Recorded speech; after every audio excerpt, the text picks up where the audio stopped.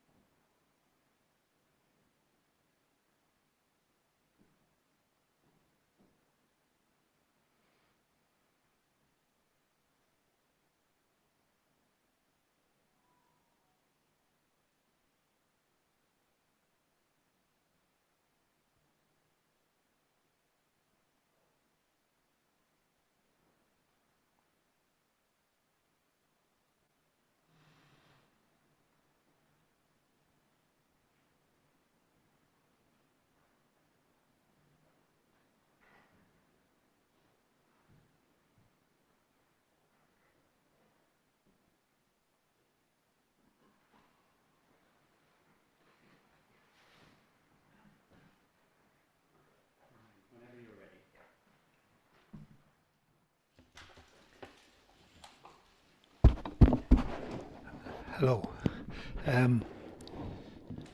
First of all, I have very bad voice, so I'm told that I have to keep very close to this microphone so I can be heard. So, can I be heard? Great, great. That's the main thing. Thank you, Will Hare. Will Hare.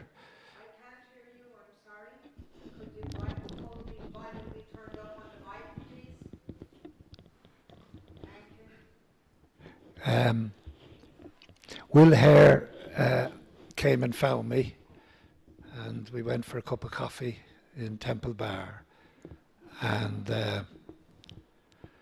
I talked about a few pictures I had made, which I found them outside where we met.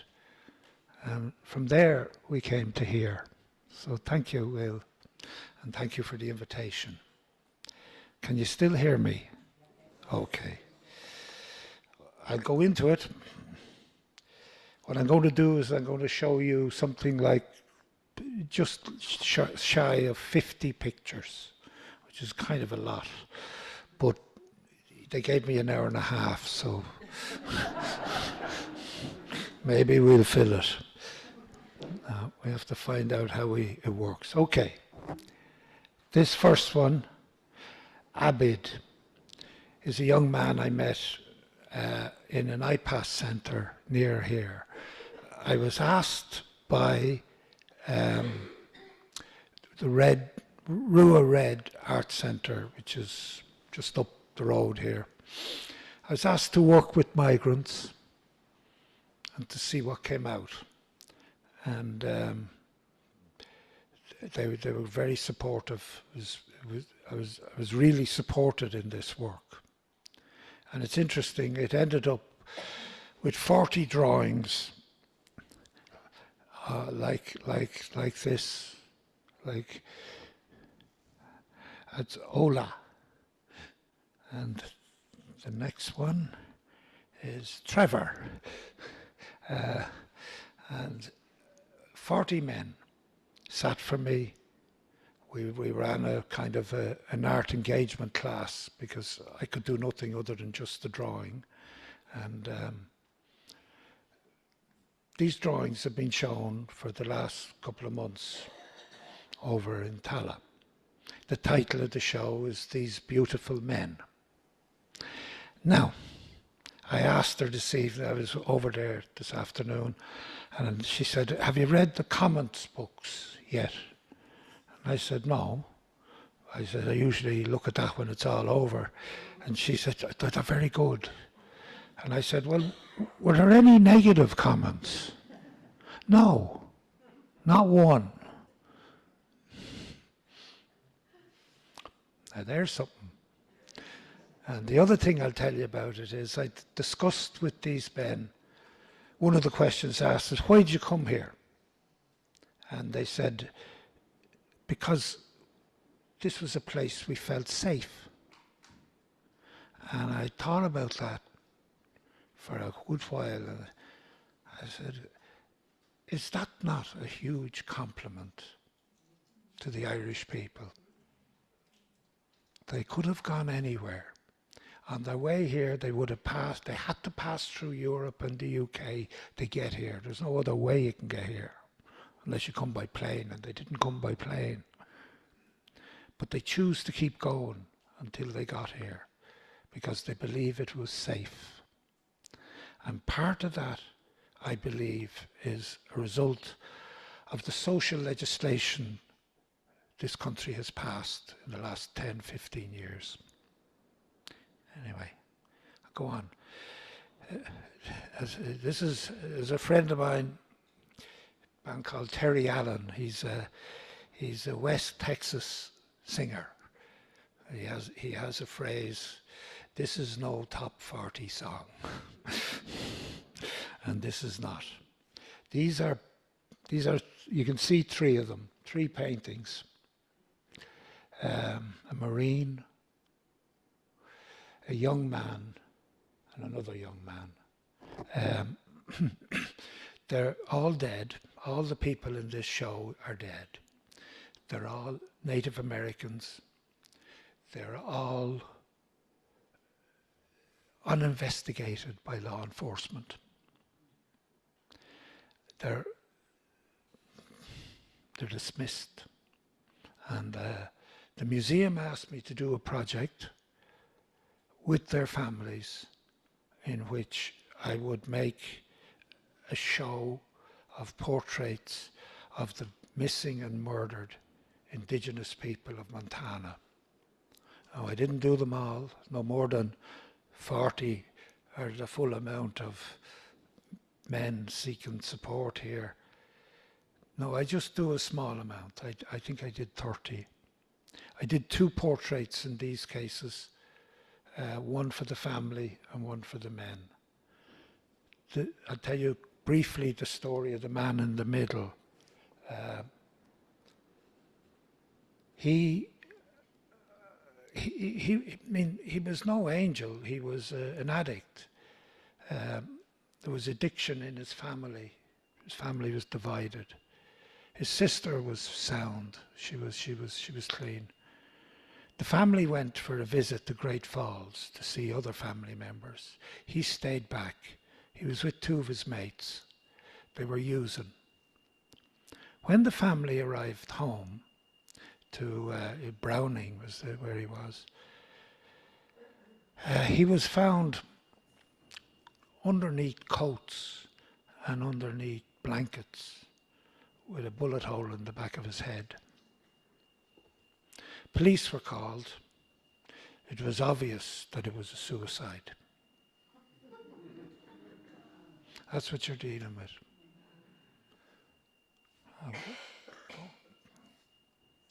Sorry. The little girl she was the youngest I did. She disappeared, and she's never been found. Her granny and her 2 mates go look for her, look for signs of her in the creeks and the rivers. They're a good family. I know I met one of her uncles is the chief fireman, one of the few responsible jobs in Indian country. Anyway, the little boy beside her,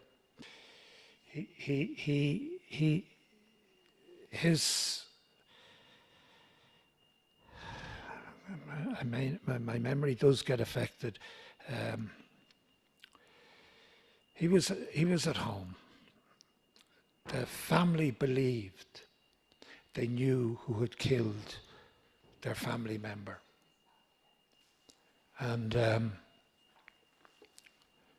she put it on Facebook, "We know who you are." That night, a firebomb, Molotov cocktail through the window of the house. The kid got everybody up and out, and then went back for his dogs, or his cats.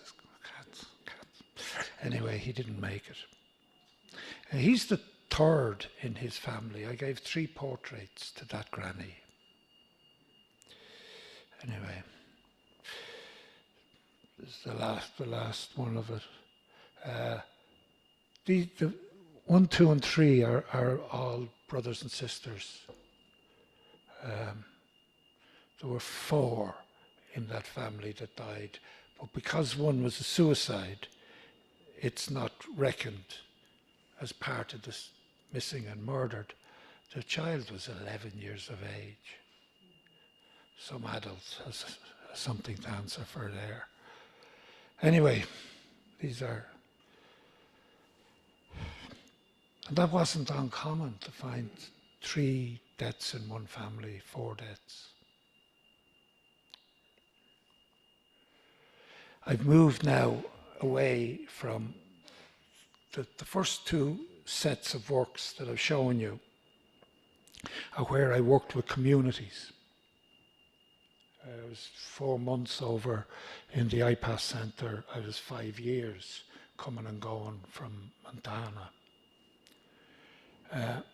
While I'm doing that, I also develop work which is based on what I see when I work with communities. And here is to do with the Amazon. This picture is about the roads cut through it.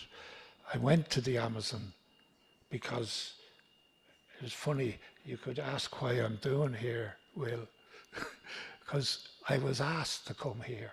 It's as simple as that. There's a priest in Brazil, Father Pat Clark, who asked me to go to the Amazon because he believed that an art exhibition will, over time, reach more than a newspaper article. And indeed, I went there. We raised the money, we hired people, and ended up going there.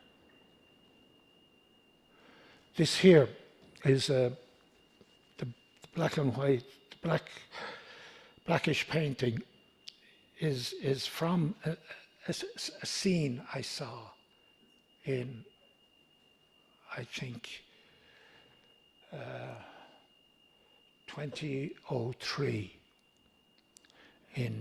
near the international airport in Sao Paulo. There was a huge favela which was right next to, that's a slum city, it was right next to a burning tip head, an enormous tip head. And the trucks would come in the morning, drive over, put their backs up and empty the rubbish, drive out. But I saw this kid who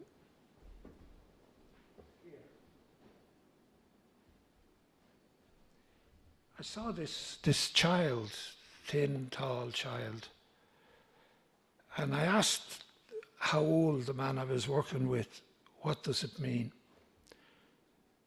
And he said, they live here, they live on top of the slag heap because they want to be first to the truck because they eat from the truck. Now, I went back to Brazil 20 years later, determined to make a work from this story. The story was mine, I'd seen it, you know. Well, you couldn't find these things because all the people who used to do this work had been hired by Lula in his first period of office and paid wages and their job was to sort the rubbish. And it transpired, I don't know how many of you watched the inauguration of Lula a year ago or 2 years ago. It was on the telly anyway in my house. A woman, the opposition guy is a bit like Trump, had gone to, he's in jail now actually, but he had gone to Miami. So Trump could pick whoever he liked to put the garland of office on his shoulders. And this woman did it. I didn't know at the time anything about her, but the following morning you could read about her. Her mother, her granny, and herself did that work in the dumps. And inherent in that story is the story, for me, of social change. Anyway, I'll move on. These are painting. I think that painting is suffering from a little bit of out of focus, but anyway. It's a painting of a tree.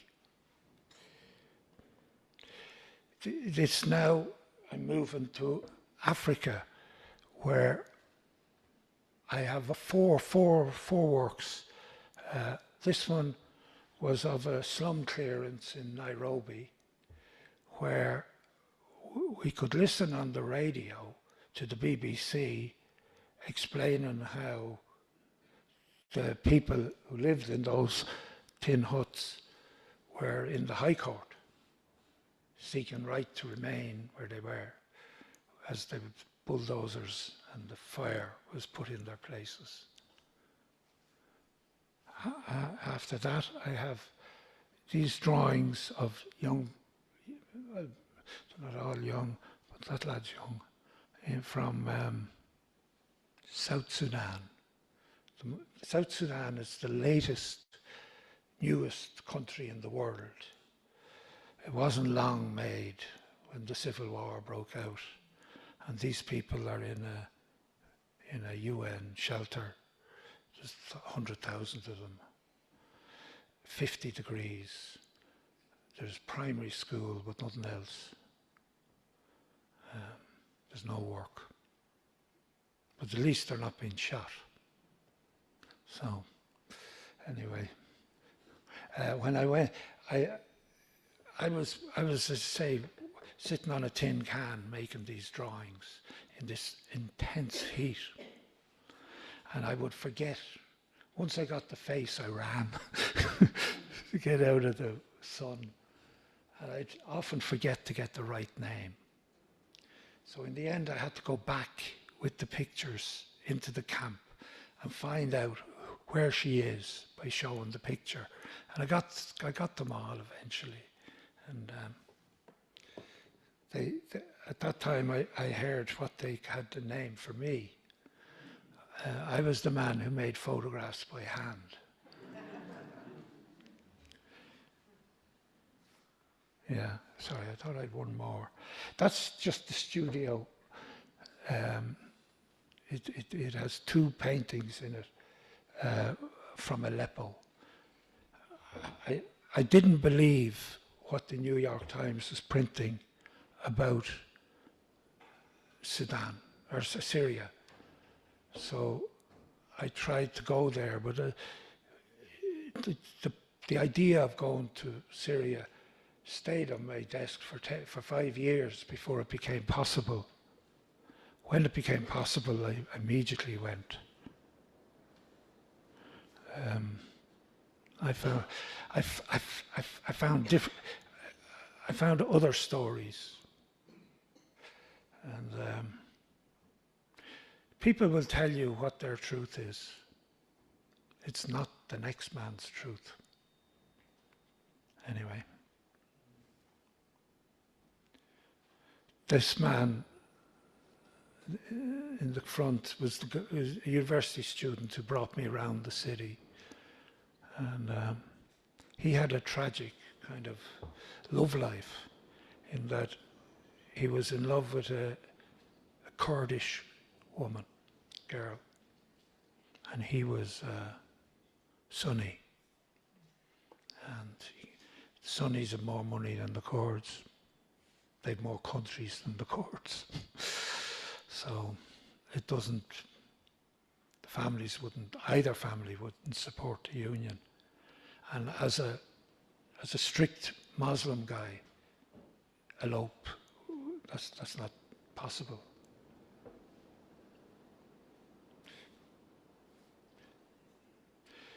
This here's a painting from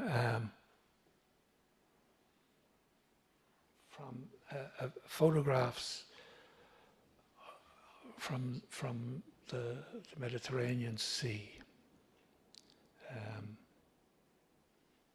The man drowned.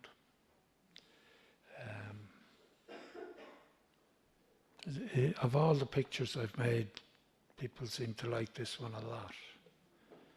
But I begin at this stage to go into working with images from people who are dead in Arizona. And this was the first one I made. This is the Arizona one. I think you see a figure in the, say, 1/3 of the way up.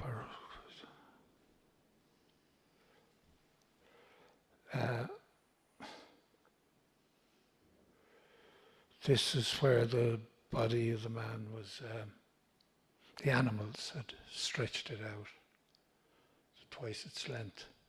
These are people who tried to cross the Serona Desert heading for Tucson, Arizona, coming from Mexico. I was given the pictures by a man called Greg Hess, who was the chief mortuary officer of Pima County. Pima County is an enormous place. He finds 140 bodies a year in this desert. These are, you just cannot carry enough water to walk, and yet men continue to try to do it. There's the odd woman, but mostly men. I asked him, would it be okay if, well, I asked him if he gave me access to the police photographs of the bodies, I would make exhibitions in large cities in America and Europe of the work. He said, that's a good deal. So we went ahead and did it. I did that during COVID, when I have a lent of diseases, a lot of them. So they told me not to go out anywhere. So I stayed home and painted the dead. These are Mexico. I've gone backwards and forwards to Mexico over the years. I have a love for its color, its food, its just everything, whatever.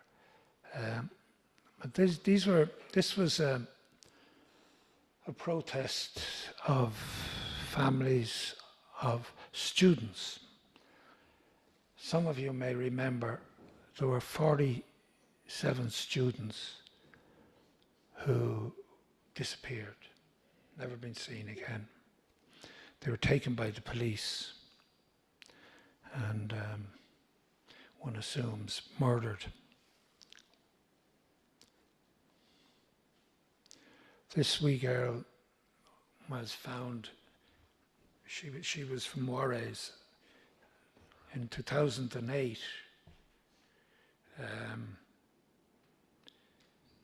I went to Juarez because I'd read a book about the murder of women, young women, and they were being killed, they've been abused, killed, and dumped on the sides, on the edges of the city. These are factory girls. They come to work in the factories that resulted from the North American,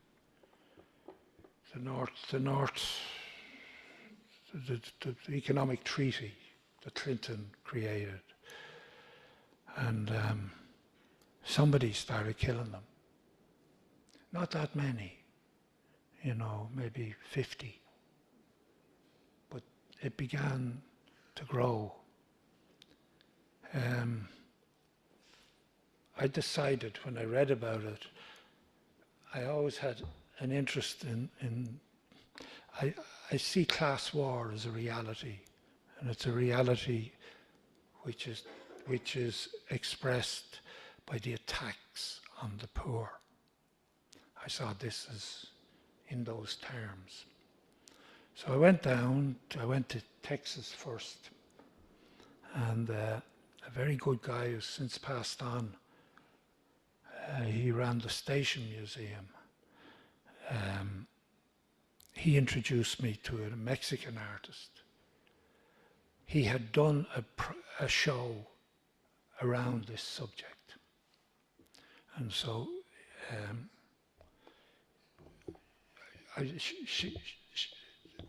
I'd only gone into a friend's workshop that day, and this woman he'd told me to contact, she walks in.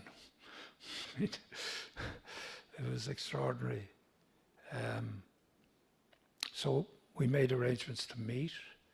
She wasn't giving me any names until she had a good sense of who I was. Anyway, I passed the test, and she gave me a name, Maricel Ortez. This was a school teacher in Juarez who came into, who the second time she came into work and there was a girl gone, she said, I have to do something.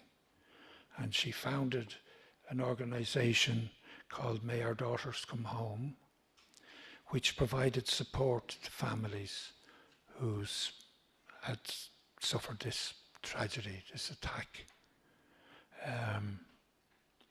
she met me and she said, okay, I will introduce you to the families if you do art classes for the orphans. And it was a wonderful contract because there was nothing but joy in the art classes. Following morning there was nothing but tragedy in visiting the houses. So began this project of working with families whose loved ones had been killed. I don't know how you measure how much of it is. There seems to be a lot of women die in Ireland, just anecdotally from reading the paper. But over here it was organised. There was 80 which had a particular MO and another 80 which had a different one. So those are two groups of people, and so on. I met tremendous women. I met Sylvia Arce. Her mother was about 85. She wrote poems about the taking of her daughter. She put them to music. She sang them. She was over here in Dublin for a conference by the organisation that protects human rights workers that are in danger. The police will come with their Crossley tenders, these big armoured trucks, and surround her house. What she did was she had leaflets printed about her daughter, and she would give them out in every police station. She knew full well a policeman took her. She knew his name. They all knew. Everybody knew. I mean, whereas it's not that big of a town, you know. I mean, it's maybe 2 million people at most. So eventually stories come up. Anyway, I'm just saying that I met great courage. This little girl, her mother came, her father died, and her mother came from the country. And she showed me out the back of her house the piece of timber, the timber box that they all lived in. They put a mattress at the bottom of it. They lived in the box when they came. Now, this is many years later, they have a thriving business with in relation to cars and tires. They're okay. But, you know, her daughter was found, and together with a lot of other dead women. Daughter was 15 when she went missing. She used to hand up all her wages. She took back the price of a hamburger and shampoo. I mean, the ordinariness and the goodness will break your heart. Anyway, we have to move on. This one was similar to me. I painted it in black and white because Brenda Needna died. It was so ridiculous. She got pregnant. She was 16 and pregnant, which is normal for the factory workers, for the culture. And her mother was thrilled. She said to me, I remember her saying, we enjoyed all the changes in her body, you know. So, anyway, the factory where she earned her living sacked her, which is against the law in France where the components went, or in Mexico where they were made. But they sacked her. And so when she came back, When Kevin was a month old, I think he was a month old, she decided that she would go and try and get a job in order to buy the baby food. It was an almost circular thing. And she went down into the centre of Juarez, where she'd worked before when she was 13. She was never seen again. Her mother went down and screamed the whole place down, so much so that she was threatened and remained under threat. And kept having to move house. Eventually, she was never found. Her clothes were found in a body dump, but she was not found. For a couple of years, they hung on to hope that she was somehow safe or alive. Anyway, that was the story of the women. I think I made 12. I've shown you 2. But all the stories are similar. This here is now almost anonymous work, because I took a residency in El Norte, El Norte. It's a newspaper. There's about 6 or 7 of them spread around Mexico. This one is now closed because of the killing of 2 of its journalists. But the editor let me in the door, and he allowed me to go through his computers and select anything I wanted. But of course, at the weekends, all management went home because they watched me fairly carefully.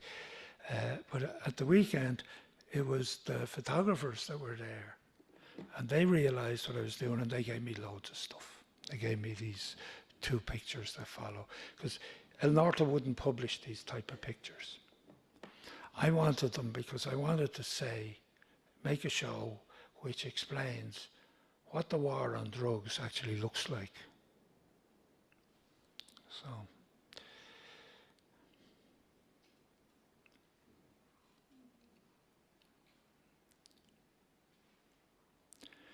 anyway, I'm probably going too fast, time-wise. But anyway, these are 3 images of where Mexicans have been killed. These were killed by Zeta, cartel, who their crime, these men, had been to pay a different trafficker to get them across the border. This is one which I'd like to talk a little bit about it. You know, like spirituality is mentioned here somewhere in today's subject. And for me, the painting of this man, if there was experience in it, it was to do with spirituality, something.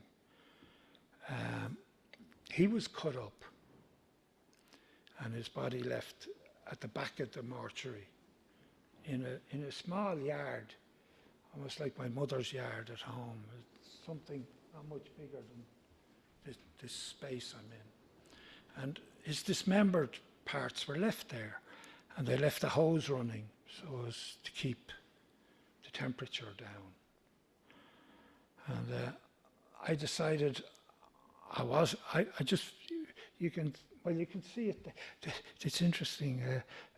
The way this color is working on these pictures, the yellow is appearing dark. That's the first time you can see the drawing that's around the head.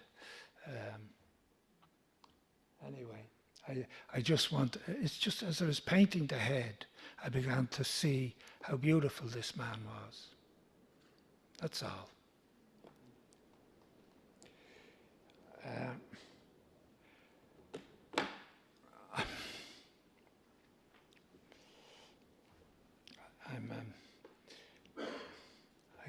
I'd like to sit down, but I can't because I'd be too far from the microphone. So I'll have to just grin and bear it. No, no, no, no, no, no, no, no. We keep going. Here we have one of the photographs I found in the newspaper's archive. And it's of, I think they were prevention police, whatever that means. And they were given this, that salute that has become known as a Hitler salute to the mayor. They were graduating. It was after the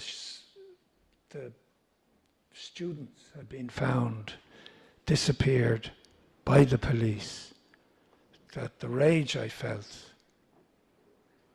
ended up here. A number of points I make is that I didn't paint any of their heads. And apropos the one before, I didn't want to get to like these men. As far as I was concerned, their existence related to their boots and their guns. And anyway, that was it. This one here is from Brazil. It's a history painting. There's 9 people in it. I won't remember all of them, but the number 1 man, he was a man in his 30s, late 20s, middle 20s. He was a gangster. He was a member of CAP, which is a criminal organization there. He was shot dead by a local policeman who didn't like him. But he came to my studio first, and I painted him. When he was all the men and women that were alive, I painted in color. Those who were dead, I painted in black and white.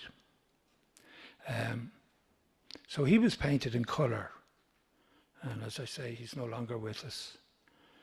The man beside him, I think he was a bus driver who got locked up and lost everything. The man beside him was a clerical student who was killed by the generals in the period of fascism in Brazil, as indeed the man directly below him and the woman in the middle. The memory of her story is gone from me. The lady with the yellow background, I visited an organization for people who've disappeared, who've been kidnapped. And she was the daughter of the president of that organization. And so she's kind of half in color and half in that, because she hopefully can come back, will reappear. At the very bottom, this woman, she was married to,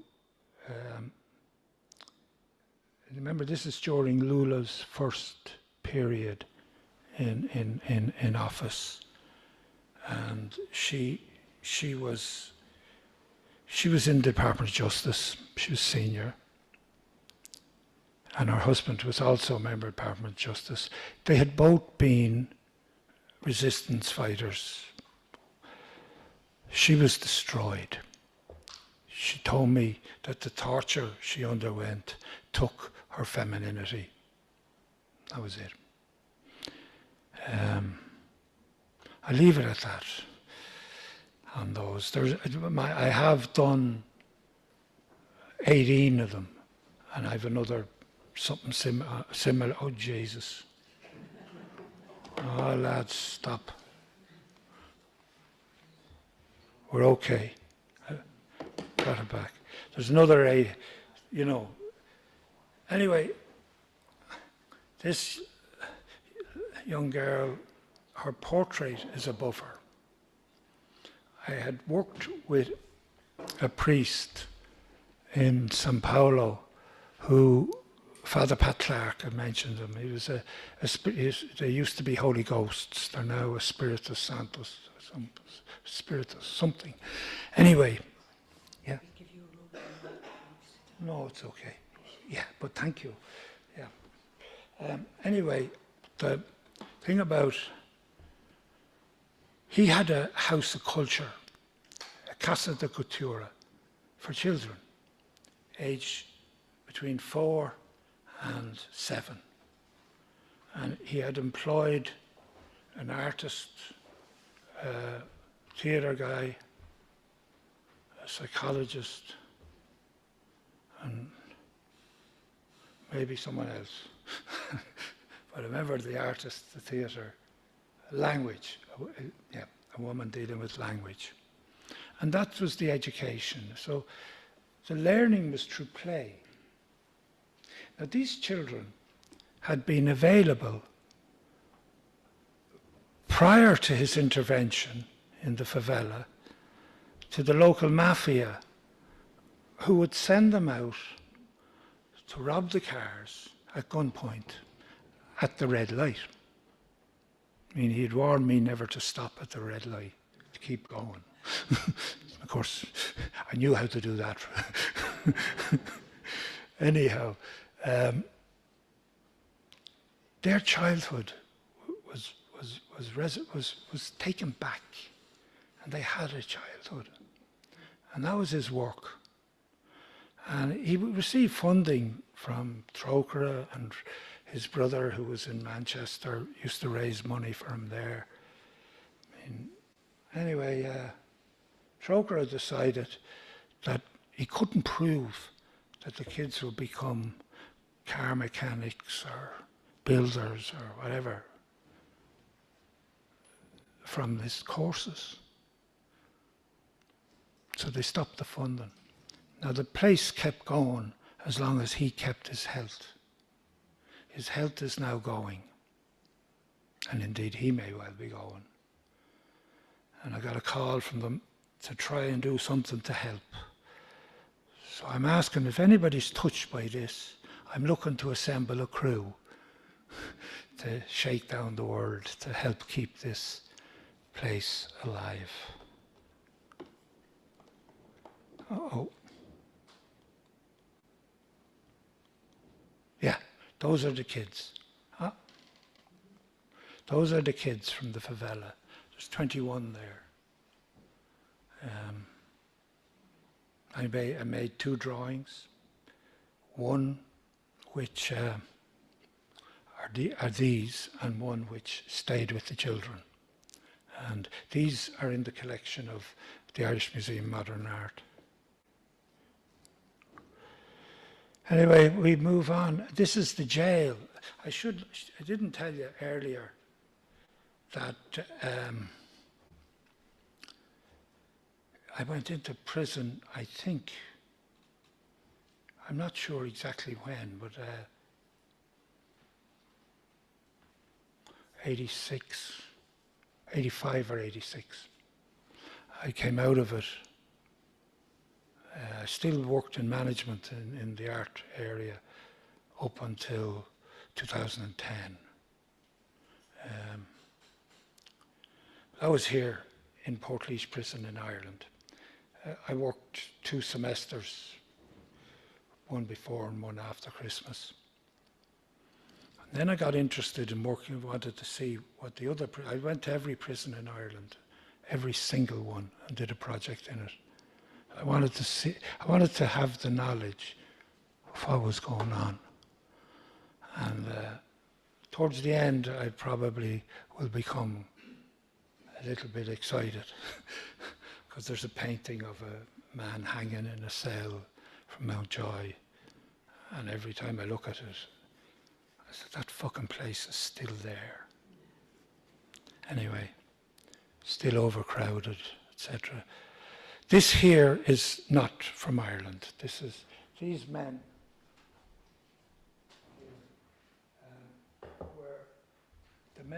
were in a Pavilion 9 in Carandiru prison in São Paulo. And the governor, he says, "Oh, you're welcome to come in." So he said, if somebody gets a hold of you, you have to understand, we shoot everyone in the room, you too.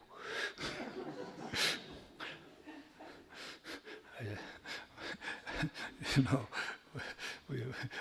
it didn't frighten me. Anyway, that was it. They did shoot everyone in the room. They shot 400 men in one building. They maintained, the 400 comes from 2 North American priests who were there. The other number, 112, comes from the government itself. But trucks left the place that night with bodies in them. They killed the wounded, you know. They told all the men who were still okay to leave the cell, that they were getting doctors for the wounded, and then machine gunned the cell. All this came from eyewitness and survivors. I made the picture, put it on show 6 years after the event.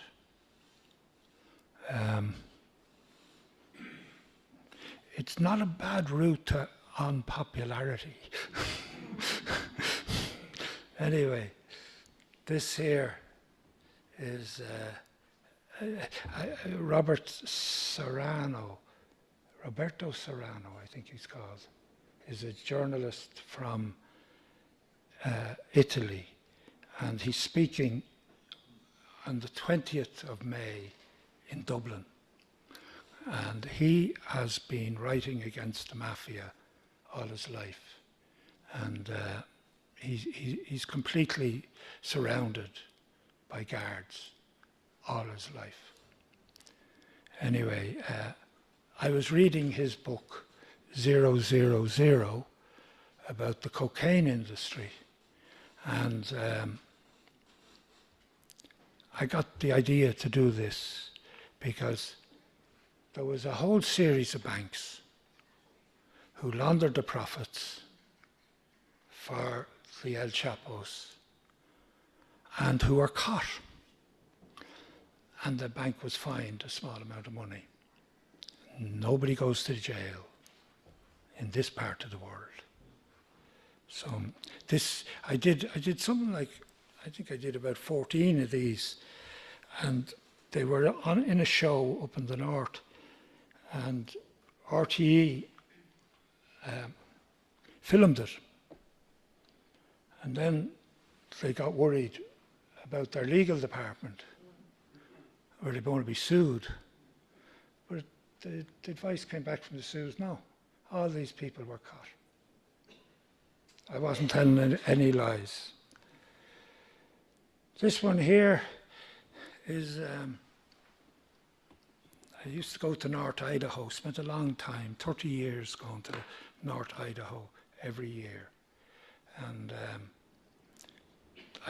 came across this wall of guns which were on special offer in the, what do you call the place, the pawn shop.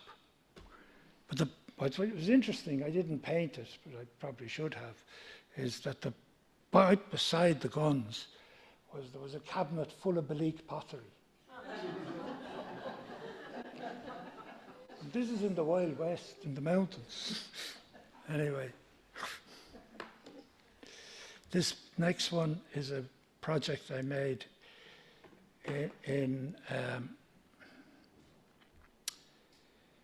I made this one in Galway.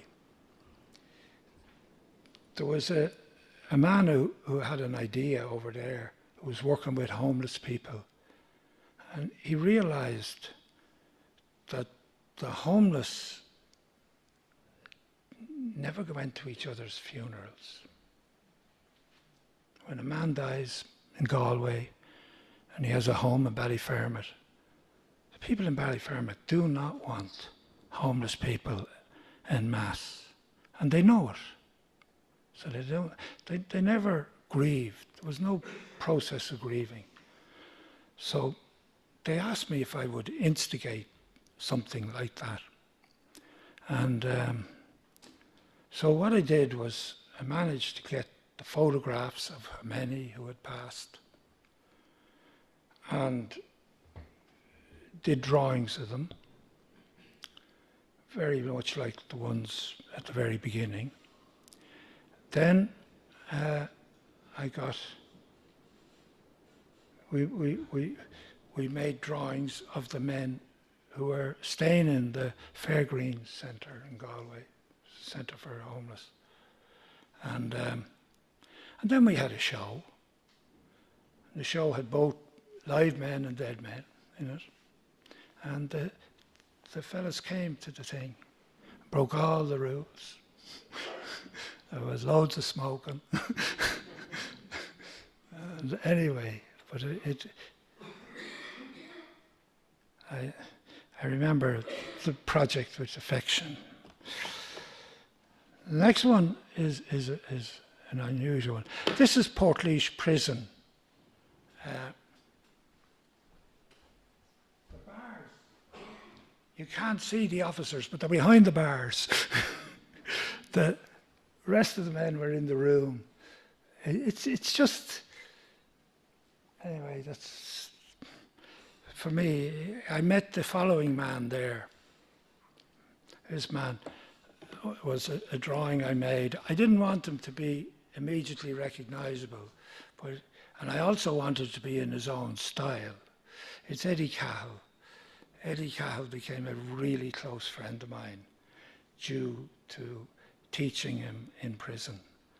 He's one of the few became very close over the years. We're talking about a namesake of your convener today, and I was explaining how he was studying the Bible at the moment. Nobody would have bet that would happen. You never know what happens. Anyway.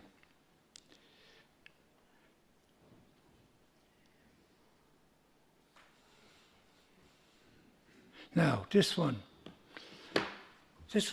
is, myself and my family went on a drive through Europe, and we visited Nuremberg. And in those days, you could actually stand where Hitler gave his speeches. They drive cars around it. I don't know if they still do. But the drawing comes from that. And then there's, I don't know if it's visible.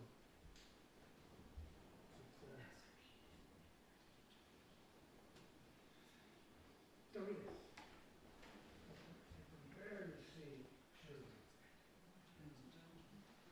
who were killed, murdered in the Holocaust. I did a good bit of work in this area. I thought it was the biggest crime that the world knows.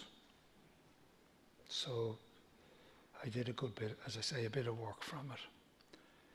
Now this here, I was talking about it earlier today in another place, is around the time, can anybody help me? Who took over after Thatcher? Major, John Major. I was trying to remember his name. He wasn't a very good negotiator because nothing seemed to be happening with the so-called peace process at the time. Nothing was happening. And I could sense that unless something happens, the war is going to come back. And indeed it did come back, briefly. I was down in Kerry. I had a studio down there for a while, and I painted that nice landscape at the top. But as far as I was concerned, underneath our feet was the very violence could emerge if we don't do something. And indeed, I put the work on show in my gallery in Dublin. And a week later, the Canary Wharf blew up. My show became an exercise in extreme bad taste. Anyway, this here is, I had more than one. I made two of these. This one was made with the Ulster Defence Association. I made another one with UVF. The two men on this side, no, not that side, the other side. It's reversed, sorry. Two men in the end. Frankie Gallagher's the top man. I can't remember who the name of the man below. They were both peace workers in the UDA. I'd say there's hardly an organisation that needs peace workers more than this one. On the other side is, what's his name? Michael Stone? Yeah, Stone. Yeah, I worked with Michael Stone inside in the cages. And see, in these works, I had 2 men from the outside and 6 men from the inside. I'm a Catholic background. When I showed this as a work in progress in the Armo Baths, the notes that were left for me were incomprehensible as to how I could do this. Anyway, my answer is very simple. He was there. You know, every prisoner I met was in a place for something. And I wasn't sent in to, I can't talk to you. You know. So anyway, they went on ceasefire not too long. I worked with them for a couple of years in East Belfast. They said I was their peace process, which meant they were the only one they didn't kill. At least they understood it. Frankie's now in Australia. His wife gave him an ultimatum. He made the right decision.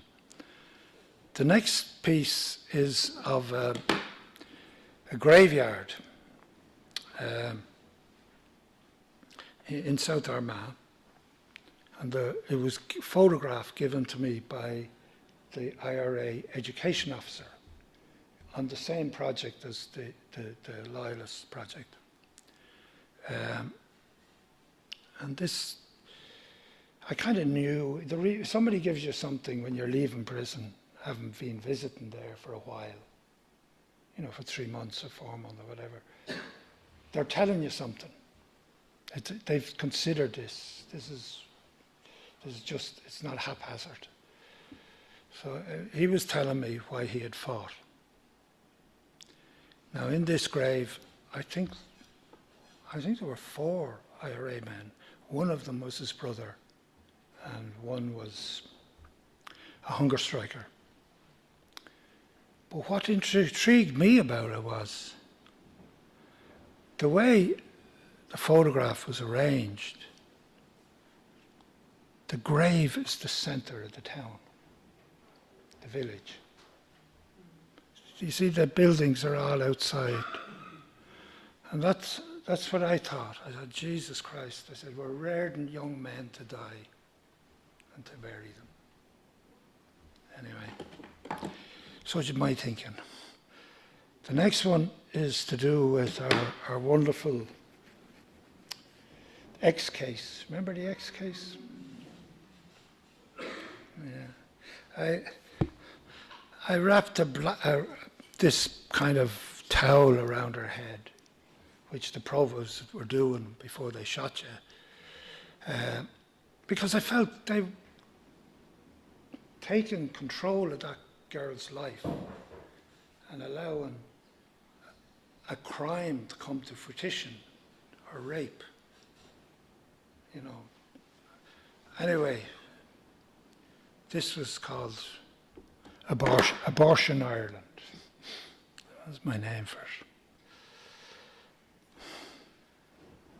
This here is the one I mentioned earlier.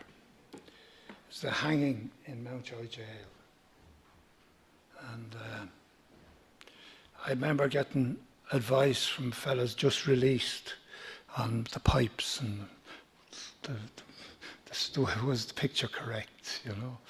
Not the figures, but the place itself.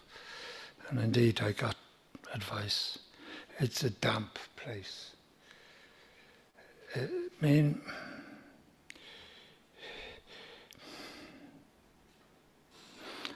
I don't think I've ever seen a Sunday colour spread from Mountjoy Jail. Is anybody here? Anyway, it's true. The man, when this is the scene here, is what the officer met when he opened the door. The man who was the cellmate pretended to be pulling him down. The insanity of that. It's just totally insane. The next one is about, we're very close, there's only 5 left. This one here is myself and my 3 children at a time when the youngest, who is getting married in a month and is nearly 40 now, he was 2. But I had a sense that the children were all okay. And that's one of the pictures that was acquired by the state, by the Arts Council. Most of the pictures are like this. They come from events I've seen that educate me and disturb me in equal strength. It was a sunny day, and in O'Connell Street there was a small crowd gathered on the middle of the place, and they were looking at the river. I hadn't a clue. What was all this about? What are you looking at a river for? And the woman I was with was Catherine Carman, whose brother was a fireman. And she said to me, you know what they're looking for? They're waiting on a body to be brought up. And she then she told me that her brother told her that whenever they go looking for bodies in the river, they find more than they're looking for. And I think this, again,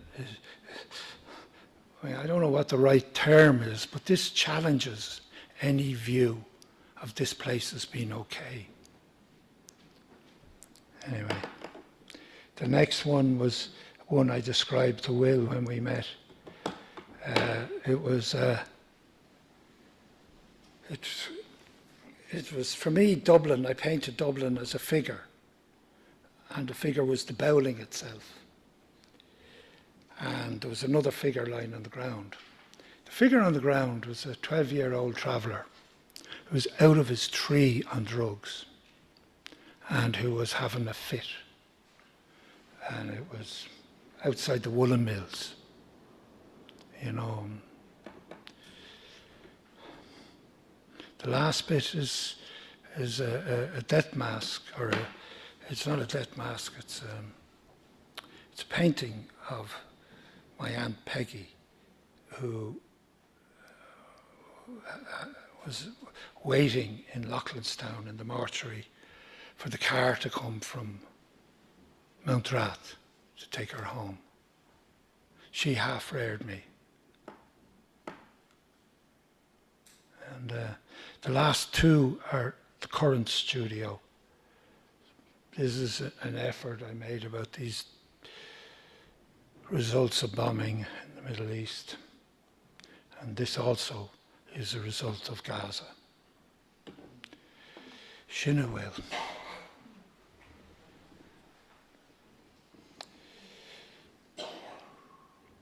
I don't know what we do with the last 7 minutes.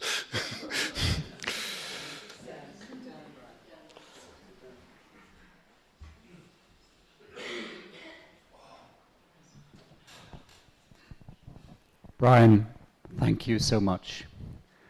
You have left us with such a powerful experience of your art and your life and your commitment. Indeed.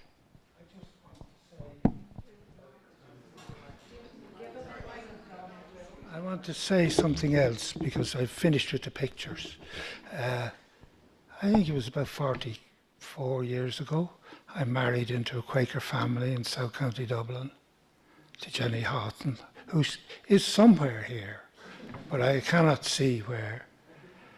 And through that simple act, I met Helen Houghton. You know, a fighter. She hadn't, I don't know how long she'd left to live, but 6 months. And she decided that she would begin a new campaign. And she'd start at the top. She wanted Michael D. Higgins to designate Ireland as a country of peace. And she went after it, which was tremendous. So it was, that's what I wanted to just let you know, because you all knew her. Thank you. Brian, thank you once again so much for this evening. There will be an opportunity tomorrow at 11:30 for those who want to come and join and maybe have a dialogue with Brian, maybe about this evening, and to reflect on that. We will now finish just with a few moments of silence. There will be candlelit worship in the oratory after tea and coffee at 9:15. And otherwise, we will gather here tomorrow at 9:30 for our first meeting. So maybe just a few moments of silence, and then everybody hopefully goes safely home.